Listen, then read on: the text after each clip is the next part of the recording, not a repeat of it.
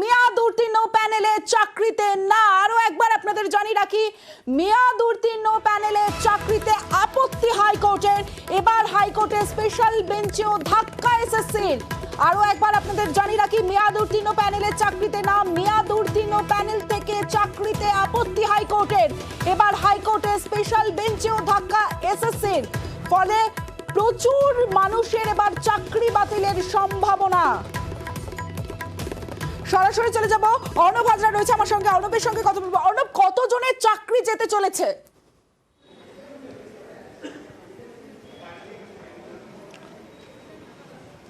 দেখো, তিনটে বিষয় এখানে তুমি উল্লেখ করবো। এক, এসএসসি নিজের রিপোর্ট। দুই, আমরা জানি কলকাতা হাইকোর্টের নির্দেশে অবসরপ্রাপ্ত বিচারপতি রঞ্জিত কুমার বাগের কমিটি তৈরি হয়েছিল, তাদের সুপারিশ।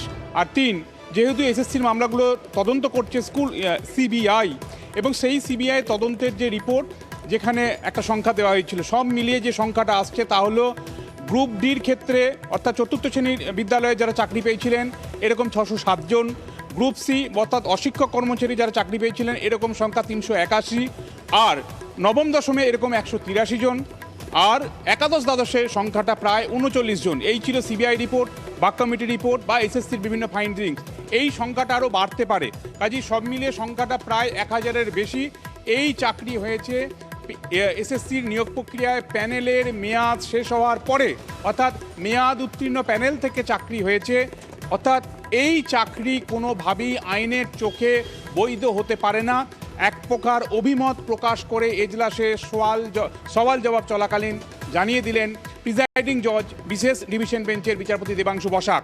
এর অর্থ হলো এই, আমি প্রথমে বলবো, এর আগে বিচারপতি অভিজিৎ গঙ্গোপাধ্যায় 2021 সালেও এই একই কারণে তিনি চাকরি বাতিল করেছিলেন। এই চাকরিগুলি বাতিল করেছিলেন, হয়তো সংখ্যাটা 19-20 হতে পারে, সংখ্যাটা তো কম বেশি হতে পারে। এবং বিচারপতি সুব্রত তালুকদার ডিভিশন বেঞ্চ কার্যত সেই নির্দেশই বহাল রেখেছিলেন। সুপ্রিম কোর্ট গেছিল প্রিন্সিপাল অফ ন্যাচারাল জাস্টিস, স্বাভাবিক ন্যায় বিচারের অধিকার আমরা বলার সুযোগ পাইনি। এই জায়গায় মামলা ফিরেছিল বিশেষ ডিভিশন বেঞ্চে, এবং বিশেষ ডিভিশন বেঞ্চে চূড়ান্ত পর্যায়ে শুনানি হচ্ছে, এবং এই শুনানি ডে টু ডে বেসিস, প্রতিদিন শুনানি হচ্ছে, যাতে দ্রুত এই মামলাগুলি নিষ্পত্তি করা যায় সেই চেষ্টাই করছেন বিচারপতি দেবাংশু বসাক এবং বিচারপতি সাব্বার রশিদের ডিভিশন বেঞ্চ। এবং সেখানে সওয়াল জবাবে ডিভিশন বেঞ্চ পর্যবেক্ষণ করে জানিয়ে দিল মেয়াদ উত্তীর্ণ প্যানেলে চাকরির বৈধতা নিয়ে কোনো প্রশ্ন থাকতে পারে না। এর অর্থ হলো কি, প্যানেল মেয়াদ, এর মানেটা কি? এসএসসি নিয়োগ প্রক্রিয়া শুরু হয়েছিল 2016 সালে। নিয়োগ প্রক্রিয়া যেদিন প্যানেল প্রকাশ করে, সেই প্যানেল প্রকাশের দিন থেকে 1 বছর সময়কাল পর্যন্ত যে মেয়াদ থাকে, অর্থাৎ আজকে আমি এই লাইভ টেলিকাস্ট করছি, আজকের দিন যদি 16ই জানুয়ারি হয়, আজকে যদি কোনো এসএসসির একটা প্যানেল বেরোয়, তাহলে সেই প্যানেলটার মেয়াদ 15ই জানুয়ারি 2025 সাল পর্যন্ত থাকে। 15ই জানুয়ারি 2025-এর পরে যদি কোনো নিয়োগ হয়, অর্থাৎ 1 বছর মেয়াদের পরে যদি কোনো নিয়োগ হয়, সেটা মেয়াদ উত্তীর্ণ প্যানেল থেকে নিয়োগ হয় বলে ধরে নেওয়া হয়।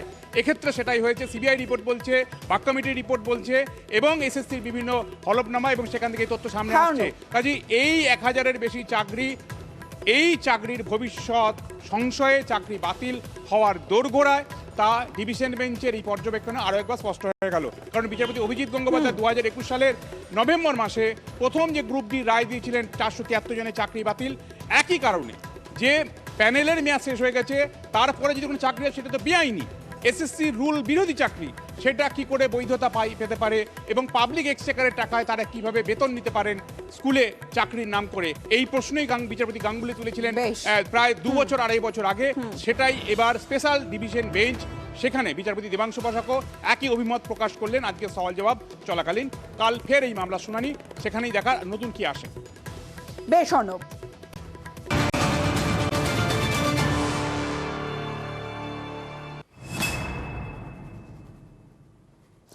মন্দির রাজনীতি নিয়ে দেশ যখন তোলপাড়, ধর্ম ও অধর্মের প্রশ্ন যখন উঠছে, সেই অবস্থায় দাঁড়িয়ে দক্ষিণেশ্বর মন্দির ঘিরে বাংলার আবেগ ও অস্মিতায় শান দিলেন মমতা বন্দ্যোপাধ্যায়। স্কাইওয়াক ভেঙে হবে কাজ, এমনটাই জানিয়েছে মেট্রো, এবং 1 বিন্দু রক্ত থাকলে ভাঙতে দেবেন না, জানিয়েছেন মমতা বন্দ্যোপাধ্যায়।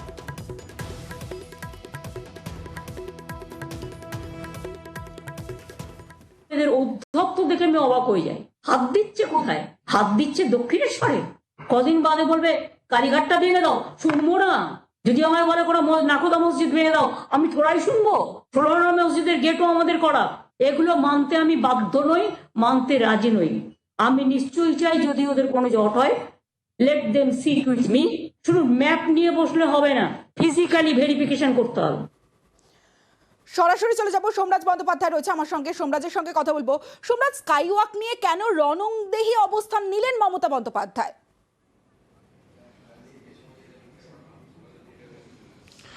দেখো, একদিকে যখন রাম মন্দির নিয়ে দেশ জুড়ে ধর্মকে কেন্দ্র করে রাজনীতির অভিযোগ উঠছে, ঠিক সেই সময় মমতা বন্দ্যোপাধ্যায় রামকৃষ্ণ আবেগকে শান দিলেন তেমনটাই মনে করছে রাজনৈতিক মহল।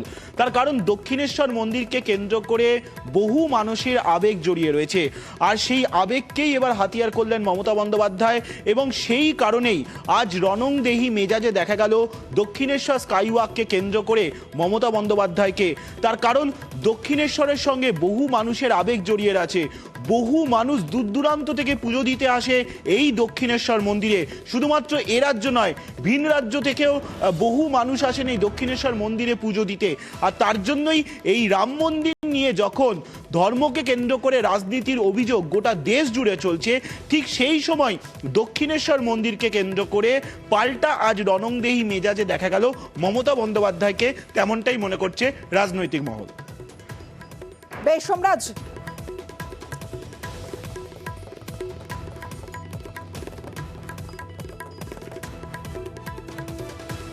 এদের ঔদ্ধত্য দেখে আমি অবাক হয়ে যাই। হাত দিচ্ছে কোথায়? হাত দিচ্ছে দক্ষিণেশ্বরে। কদিন বাদে বলবে কালীঘাটটা ভেঙে দাও, শুনবো না। যদি আমায় বলে কোনো নাকোদা মসজিদ ভেঙে দাও, আমি থোড়াই শুনবো? 16 মসজিদের গেটও আমাদের করা। এগুলো মানতে আমি বাধ্য নই, মানতে রাজি নই। আমি নিশ্চয়ই চাই যদি ওদের কোনো জট হয়, let them sit with me. শুধু ম্যাপ নিয়ে বসলে হবে না, ফিজিক্যালি ভেরিফিকেশন করতে হবে।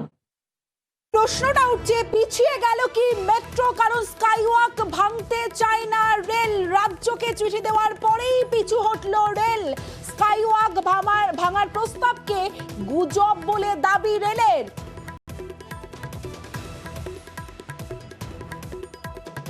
স্কাইওয়াক ভাঙায় রেল কখনোই চায় না। রেল যেটা চেয়েছিল, আমাদের আরভিএনএল তরফ থেকে একটা চিঠি গিয়েছিল নভেম্বর মাসে। সেই চিঠিতে আমাদের কিছু এয়ার স্পেস দরকার ছিল। সেটার জন্য, কিসের জন্য সেটা আপনারা জানেন, অনেকে আপনারা খবর করেছেন যে একটা ক্রস ওভারের ওটা দরকার ছিল, ব্যাস। 22শে জানুয়ারি রাম মন্দির উদ্বোধন, আর 22শে জানুয়ারি সম্প্রীতি মিছিল মমতা বন্দ্যোপাধ্যায়ের নেতৃত্বে সম্প্রীতি মিছিল 22শে জানুয়ারি। এবং রাম মন্দির উদ্বোধন দিনই সম্প্রীতি মিছিল তৃণমূলের হাজরা থেকে পার্ক সার্কাস। তৃণমূল নেত্রীর নেতৃত্বে মিছিল মন্দির, মসজিদ, গুরুদ্বারা, গির্জা ছুঁয়েই মিছিল। প্রতি জেলায় ব্লকে ব্লকে সম্প্রীতি মিছিল করার নির্দেশ দিয়েছেন মমতা বন্দ্যোপাধ্যায়। 22শে জানুয়ারি আমি নিজে একটা র্যালি করব। আমি প্রথমে নিজে কালী মন্দিরে যাব। আমি মা কালীকে পুজো দিয়ে হাজরা থেকে সর্বধর্মের মানুষকে নিয়ে মিছিল করে পার্ক সার্কাস ময়দানে গিয়ে আমরা একটা মিটিং করব। মা কালীকে ছুঁয়ে মন্দির, মসজিদ, গুরুদ্বারা, ওখানে অনেক গির্জাও আছে, সবকিছুকে ছুঁয়ে সব ধর্মের মানুষকে নিয়ে আমরা একটা র্যালি করব। আর আমি জেলাগুলোকে বলবো, প্রত্যেকটা জেলায় ব্লকে ব্লকে সেদিন 22শে জানুয়ারি বেলা 3টে সম্প্রীতি মিছিল হবে সবাইকে নিয়ে। আমি কোনো পাল্টা করছি না, আমি কোনো প্রতিবাদ করছি না, এটা আমার দলের প্রোগ্রাম। 22শে জানুয়ারি রাম মন্দিরের উদ্বোধন, এবং তার আগে যে ছবি আমরা দেখলাম, রাসবিহারী থেকে নিউ আলিপুর মোড় পর্যন্ত মিছিল, এবং অন্যদিকে শুভেন্দু অধিকারী দোকানে দোকানে গিয়ে আমন্ত্রণ পত্র বিলি করলেন। সেই ছবি আপনাদের দেখাচ্ছি, যে ছবি আপনারা দেখছেন 22শে জানুয়ারি রাম মন্দির উদ্বোধনের আগে রাসবিহারী থেকে নিউ আলিপুর মোড় পর্যন্ত সনাতনী যুব মোর্চার মিছিল, তারই প্রচারে। অন্যদিকে শুভেন্দু অধিকারী হাজরা মোড়ে দোকানে দোকানে আমন্ত্রণ পত্র বিলি করলেন।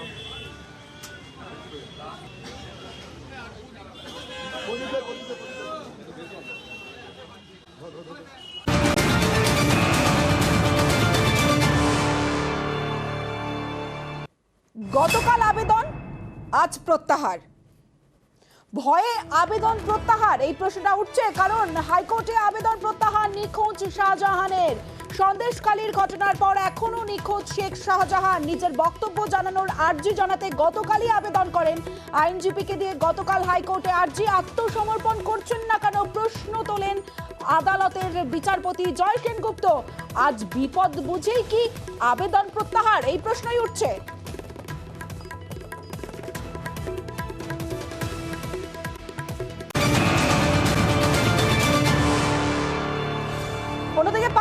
এরপরই সরবেরিয়ার যে ঘটনায় আক্রান্ত হন ইডি আধিকারিকরা, আক্রান্ত হয় সংবাদ মাধ্যম, সেই ঘটনায় আরো 3 জনকে গ্রেফতার করলো নেজার থানার পুলিশ।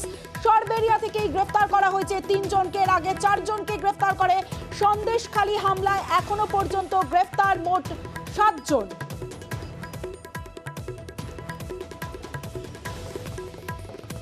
উত্তর 24 পরগনার একটা খবর দেখাবো আপনাদের। নদী থেকে পলি চুরি, আবার সেই পলি পাইপের মাধ্যমে চলে যাচ্ছে পুকুরে, সেখানে ভরাট হচ্ছে। আর এই খবর আমরা যখন করতে যাই উত্তর 24 পরগনার হাসনাবাদে দিনে দুপুরে পুকুর চুরি, তখন আমাদের সাংবাদিকদের রীতিমতো হুমকি দেওয়া হয় যেন এই খবর দেখানো না হয়। দেখুন।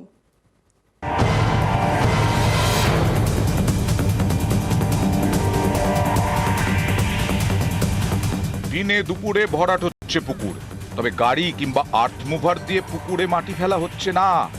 উত্তর 24 পরগনার হাসনাবাদে নিঃশব্দে পুকুর ভরাট করা হচ্ছে অন্যভাবে।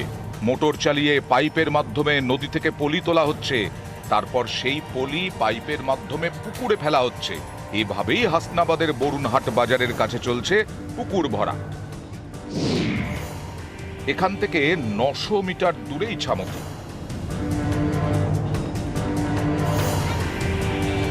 মোটর চালিয়ে নদী থেকে পলি তোলা হচ্ছে, তারপর পাইপের মাধ্যমে ভেড়ি জঙ্গলের মধ্যে দিয়ে নদী থেকে তোলা পলি ফেলা হচ্ছে পুকুরে।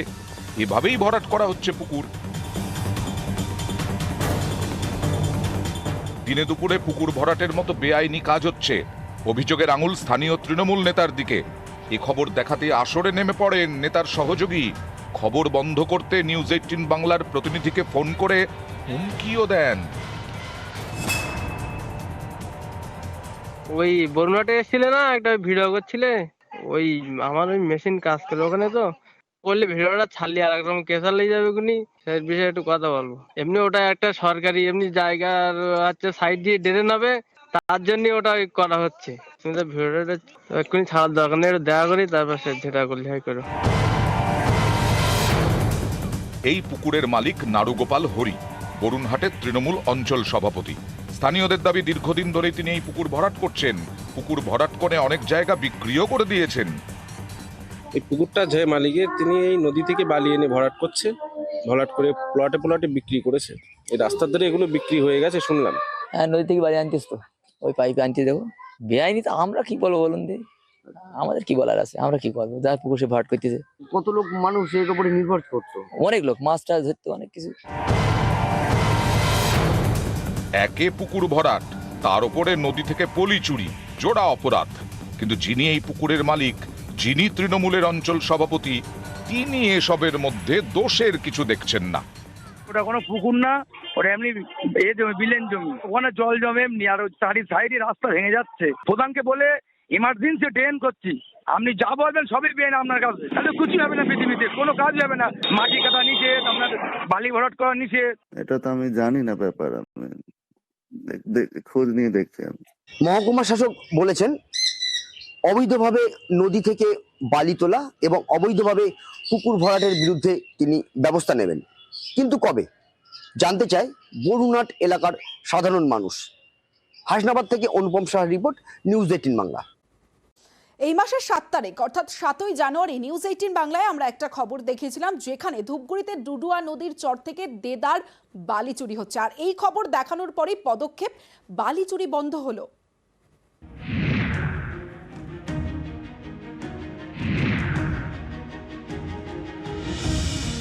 জলপাইগুড়ির ধূপগুড়ি গাদং 1 নম্বর গ্রাম পঞ্চায়েত। এখানকার কাজীপাড়ার পাশ দিয়ে বয়ে গিয়েছে ডুডুয়া নদী। এই নদী থেকেই দিনে দুপুরে বালি চুরি, একটার পর একটা ট্রাক্টরে বালি তুলে পাচার হয়ে যাচ্ছে। এর জেরে ভাঙছে নদী পাড়, আতঙ্কে ডুডুয়া পাড়ের বাসিন্দারা। সম্প্রতি এই খবর দেখায় নিউজ 18 বাংলা, তারপরেই তৎপরতা।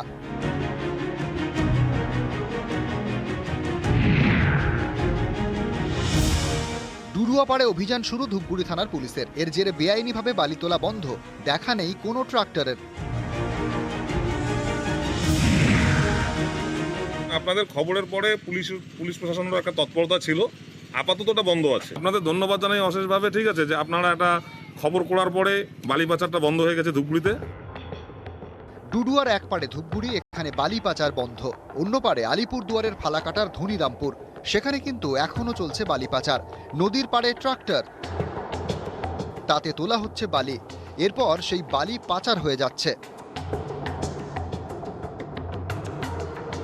ধনিরামপুর একপাশে ধূপগুড়ি ব্লক এবং এই ডুডুয়া নদী, সেখানে হচ্ছে 3টে ট্রাক্টর দিয়ে কন্টিনিউ বালি তোলা হচ্ছে। আমি দেখে নিচ্ছি, আমি ল্যান্ড পুলিশকে অ্যাক্টিভ করে দিচ্ছি, ওরা চলে যাবে এখনই। হিস্সা শুধু তৃণমূল কংগ্রেস পাচ্ছে তাই নয়, পুলিশ, বিএলআরও যেভাবে তারা এই কাজটাকে মদত দিচ্ছে তা সত্যি অত্যন্ত দুর্ভাগ্যজনক। বাকি জায়গায় যেভাবে চুরি করেছে সেই চুরির জায়গা কমে যাওয়াতে ওরা আজকে প্রাকৃতিক সম্পদ এভাবে নষ্ট করছে এবং অবৈজ্ঞানিকভাবে তুলছে। শাসক দল এ ধরনের কার্যকলাপকে কোনো সময় মদত দেয় না, আগামীতেও দেবে না।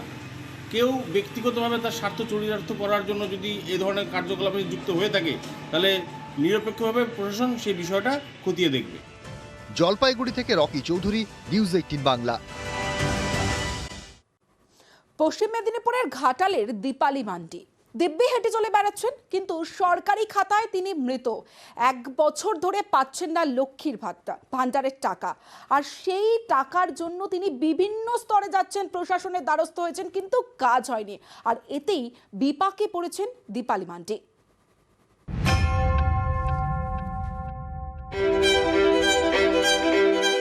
পশ্চিম মেদিনীপুরের ঘাটালের সুলতানপুর গ্রাম পঞ্চায়েত, এখানকার কুরান এলাকার বাসিন্দা দীপালি মান্ডি দিব্যি কাজকর্ম করে বেড়াচ্ছেন, অথচ সরকারি খাতায় তিনি নাকি মৃত, তাই সরকারি সুযোগ সুবিধা বন্ধ। অভিযোগ, গত বছরের মার্চের পর থেকে দীপালির অ্যাকাউন্টে লক্ষ্মীর ভান্ডারের টাকা ঢোকেনি। খোঁজ নিয়ে জানতে পারেন সরকারি খাতায় তিনি মৃত, তাই লক্ষ্মীর ভান্ডারের টাকা ঢুকছে না।